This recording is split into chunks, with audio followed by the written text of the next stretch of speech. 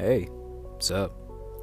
Okay, so after watching the new Chainsaw Man movie, which is peak, by the way, if you haven't seen it, go see it, go watch it, please. It's really good.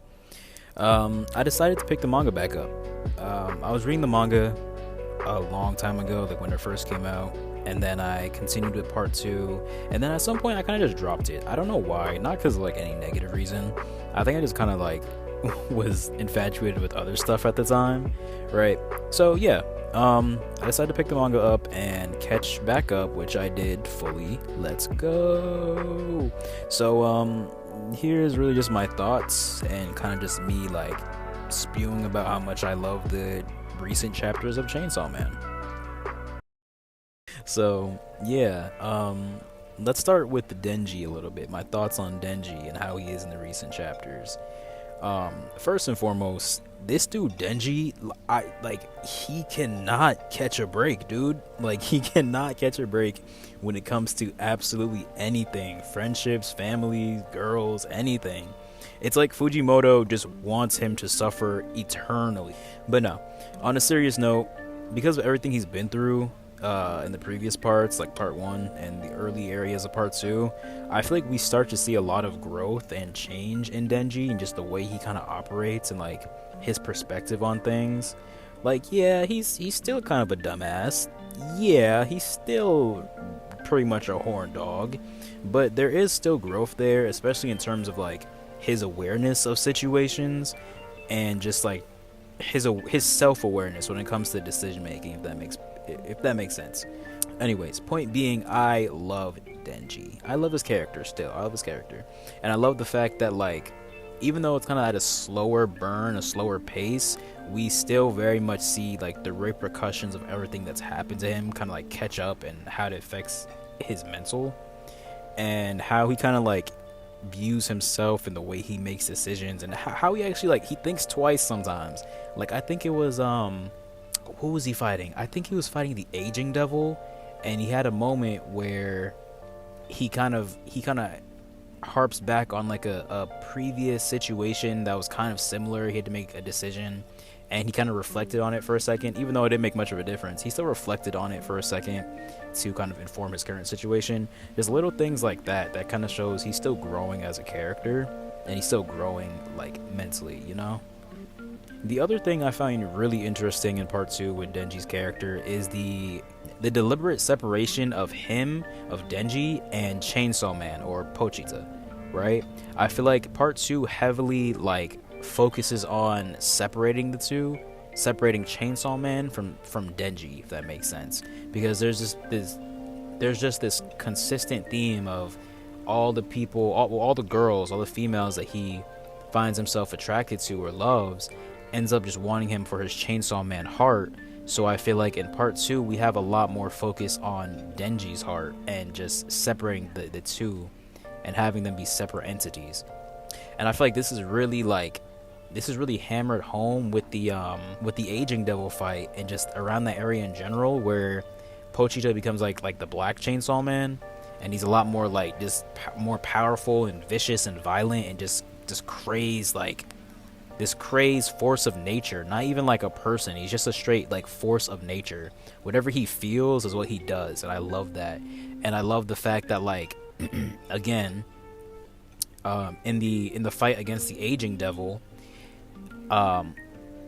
it's not Denji fighting, it's Chainsaw Man fighting, but Denji is still there using his head. So but basically, yeah, Denji and Asa are in a alternate dimension made by the aging devil, and they can't use devil powers and they can't escape, right? But essentially Denji is in there, but Chainsaw Man isn't. Chainsaw Man is still out fighting while Denji is in that alternate dimension with Asa.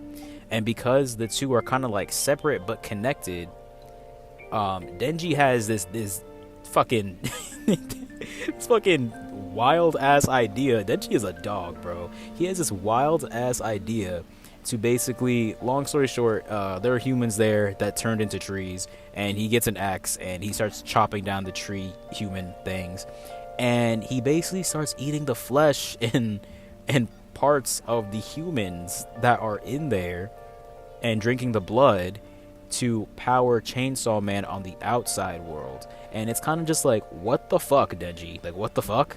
But at the same time, you're like, damn, that's kind of smart. Because the more he eats in that random ass world made by the aging devil, the more that Chainsaw Man is getting powered up on the outside world. So it is working. It very much so is working. And it's just an example of like Denji using his brain in his own way, his own stupid Denji way. And I fucking love that. And the entire time, he's like eating gross stuff. He's making like the funniest faces. And then they kind of take it a step further. And Asa and the other dude that is in the aging world with them are kind of like, hold on, like let me stick my hand in your mouth and try to like see if I can shoot the aging devil from this side. And it's so fucking funny. It's hilarious actually.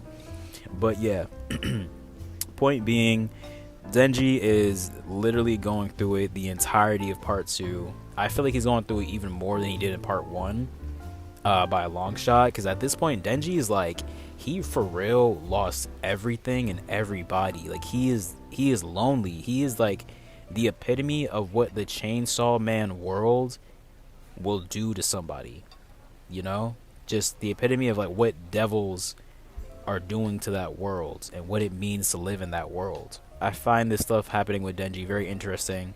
The Chainsaw Man form, very interesting. It's cool to see Chainsaw Man like kind of like an all-out version of the Chainsaw Devil, you know. It's really cool to see. And all the lore with the Chainsaw Devil, how he can like eat other devils and erase them from existence, but like if he barfs them back up and they kind of like pop back into existence, it's really cool. It's really cool and interesting, and it's a really fun concept, and I love it. And I'm just really loving Chainsaw Man right now. Okay, so the next thing that I kind of want to talk about and kind of focus more on is the technically quote-unquote new main character, which is Asa / Yoru, right? So I want to talk about them a little bit. And truth be told, I absolutely love their dynamic. I love the Asa and Yoru dynamic, and then I love the dynamic that both Asa and Yoru have with Denji himself. Asa Yoru kind of feels like the typical like inner demon trope, you know, on some Naruto shit, some Jujutsu Kaisen, all that cool stuff. It feels like the inner demon trope, but it is interesting watching it play out in the Chainsaw Man world, because like we didn't really get that with Denji. It was kind of a different inner demon trope with Denji. Denji's was more like he was welcoming the devil in, and they're synonymous, like they become one, you know. Asa and Yoru, it's kind of like they're both completely different people, and they just have to kind of like navigate together while, you know, being in opposition with each other. Asa really cares for Denji, and you can tell that Asa likes Denji a lot, which in turn makes Yoru like Denji in her own twisted, like, devilish way. But the way they go about it is completely different. Like, for example, Asa's more on the shy side, and she wouldn't outright say it, but there's like little signs you can see. Yoru, on the other hand, will actually use it to her advantage and just outright bluntly say it to Denji, and use it in a way to control him, like, you know, every other love interest in the series did. But Yoru is more playful about it, and she teases him a lot more about it, which I really like. It sounds crazy, but I like that dynamic. I feel like it's cool, you know. It's not good by any means. It's not like a good dynamic, but like for some reason I kind of fuck with it, you know. But yeah, you can tell even when Yoru like teases Denji, and she enjoys, like, there's moments where she enjoys his suffering, I guess. She still wants to comfort him because she still cares for him. Like, they share the same body and mind, so Asa and Yoru both share the same feelings for Denji. So Yoru enjoys seeing him suffer, but at the same time she enjoys comforting him, you know, and then watching him suffer some more. Speaking of this dynamic, there's a really touching scene where Denji and Yoru are on top of a building, and they're just spending time together, you know. Yoru's trying to show Denji how to truly be a devil in his own right, and it's really cool. She's like, again, she's she's showing like some sort of compassion for him, but like in her own twisted, devilish way, which is really cool to me. And so yeah, they're on top of this building, and Yoru is kind of like just firing at buildings that are in rubble from the fight, and Denji's kind of having a blast with it. He's like, oh shit, that's cool, do this one next, shoot this one next, and just carving giant ass holes in the buildings. And then there's a moment where Asa forces control over her body again and kind of kicks Yoru out, and they talk. Denji and Asa talk, and she basically explains that like, yo, Yoru has some fucked up shit planned, Denji, so I'm gonna give you an ultimatum. And she basically gives him the ultimatum of either he kills her and puts it to rest, or she kills him. And you know, naturally, Asa being Asa, she's afraid. She's pretty afraid. She's actually kind of bluffing the entire time, because Denji's like, oh shit, well, I don't want to die, so fuck it, if you're okay with dying. And then Denji goes in for the kill, but then she's like, what the fuck, like, what's wrong with you, why would you do that? So she was clearly just like just wanting to be the hero, but it's too afraid to be. And then they have like a really touching moment where they talk, and Denji actually offers some pretty good advice for Asa. And this is like another moment where you can see a clear sign of Denji kind of like maturing, even if it's just a little bit. Like in certain ways he's maturing, even if it's just a little bit, and I find that really, really cool.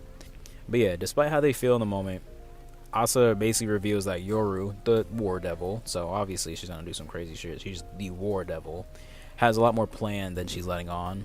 They don't reveal it in the moment, but like Asa's like, yo, it's so bad, I don't even want to repeat it, I don't even want to say it out loud, that's how bad it is.